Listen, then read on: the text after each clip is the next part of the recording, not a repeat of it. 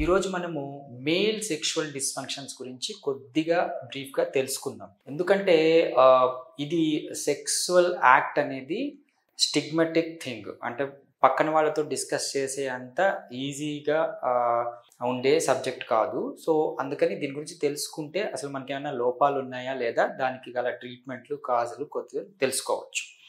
So first male sexual dysfunctions.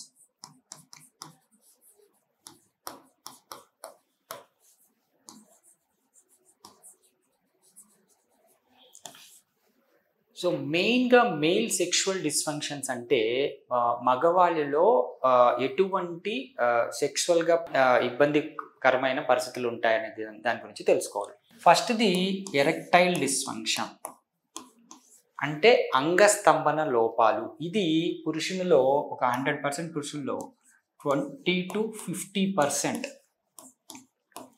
అంటే country wise కానీ religious wise కానీ దీని ప్రకారం కానీ వాళ్ళలో 100 మెంబర్స్ ఆఫ్ మెన్ ఉంటే ఒక 20 to 50% ఆఫ్ మెన్ ఈ ఎరెక్టైల్ డిస్ఫంక్షన్తో ఇబ్బంది పడతారట. అండ్ నెక్స్ట్ది ప్రిమెచ్యూర్ ఎజాక్యులేషన్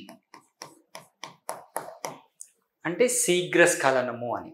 శీఘ్రస్ఖలనం అంటే ఏంటంటే 20 to 36% వరకు ఇది ప్రివలెన్స్ ఉంది. అంటే ఒక 100 మంది ఉంటే వాళ్ళలో చాలామందికి ఈ 36% వరకు ఈ శీఘ్రస్ఖలనంతో ఇబ్బంది పడుతూ ఉంటారు.